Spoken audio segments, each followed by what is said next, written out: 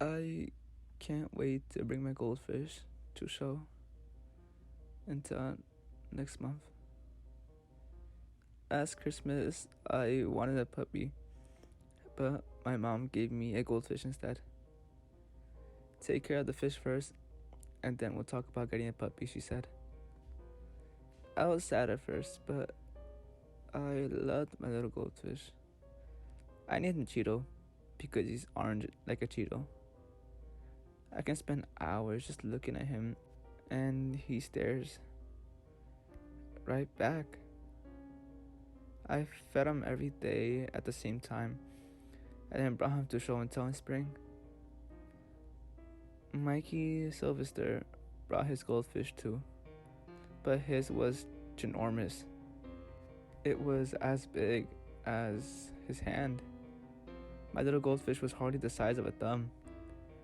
One of the kids in my class, Angela, asked him why his was so much bigger than mine, and he said, "Well, my dad says goldfish grow as big as the tank they're in." Connor's parents probably can't afford a bigger tank. He laughed and some other kids joined in.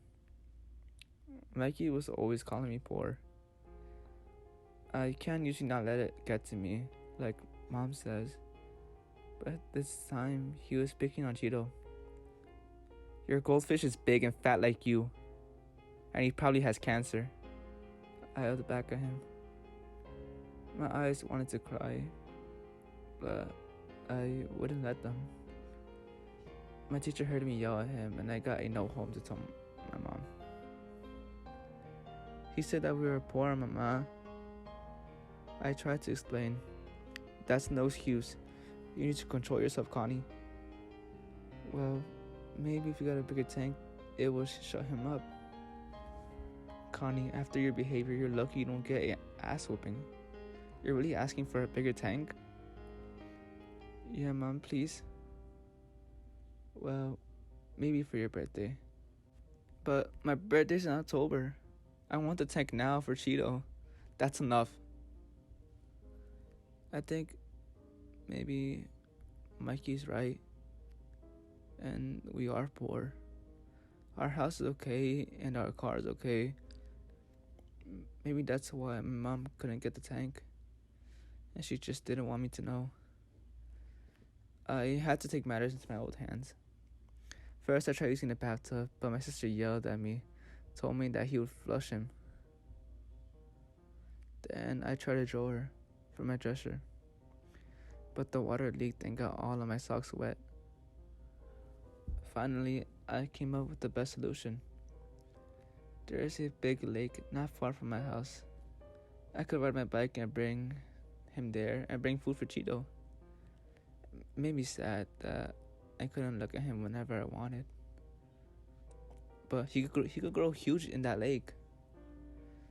My mom always says that sometimes we had to do tough things for our family. This was a tough thing I could do for Cheeto.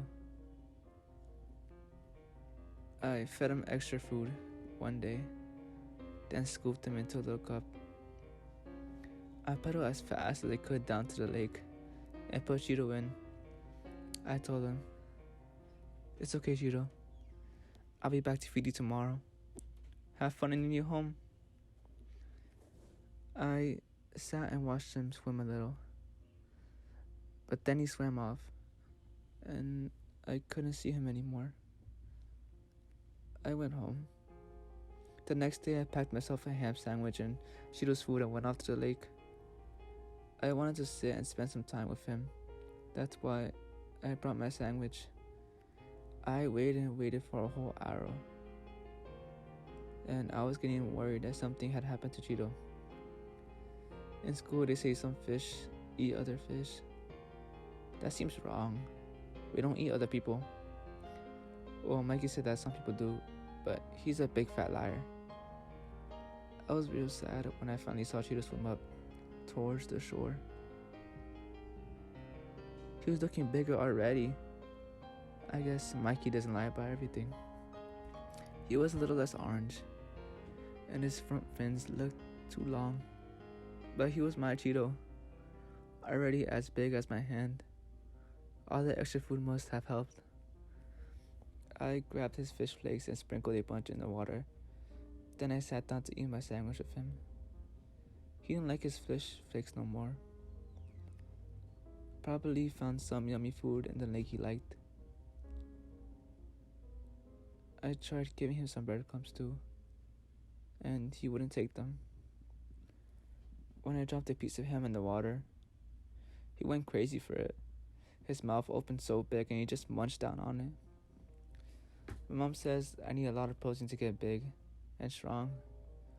Probably Cheeto does too. I would bring him food to him every day for a whole week. I started by adding extra ham to my sandwich to give him. Then I had to switch and give him part of my dinner. He only liked meat, so I would eat all the rest. He grew so fast. He must have been the size of my foot. When my mom found out Cheeto was in his tank, she got real mad. I grounded and she told me I couldn't just get rid of him because he was small. I tried to tell her about the lake, but she was too mad at me now. She said I'll never get a puppy now. I'll show her when she sees Cheeto next time. One day, I went to the lake and there was a bunch of feathers all over the place. Some birds must have gone into a fight or something. I think they're scared of Cheeto, because he wouldn't take the dinner I brought him.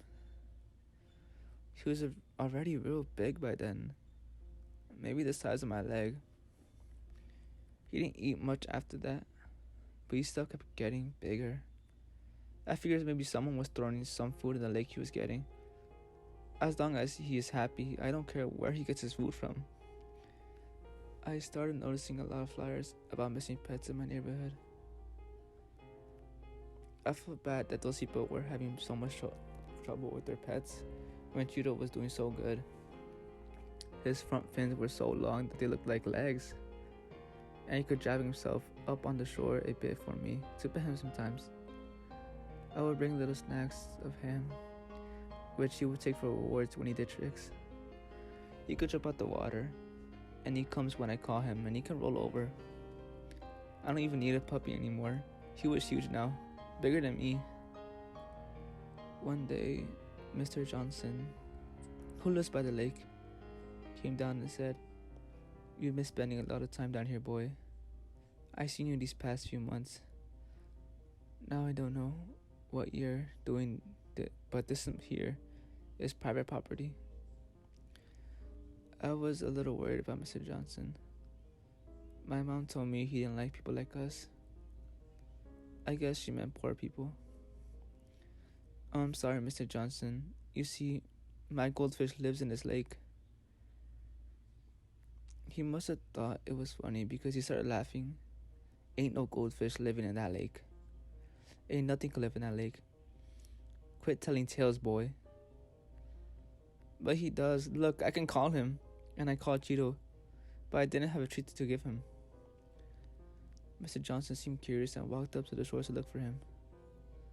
I guess Cheeto liked Mr. Johnson, because he came up and jumped and hugged Mr. Johnson and pulled him in for a swim.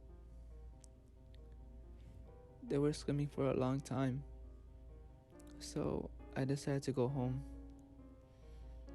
Mr. Johnson never asked about me or Cheeto again, so he must have believed me. Maybe him and Cheeto still go on swims. It's been a few months now and Cheeto's still getting bigger. By the time show and tell comes, he'll probably be as big as a car. I was worried about how I could get him to school, but he could still come all the way out of the water now. His back fin is still a fin, so he kinda scoots. His teeth had gotten real big too. I could hardly see them when I brought him to the lake. Now they're bigger than he was.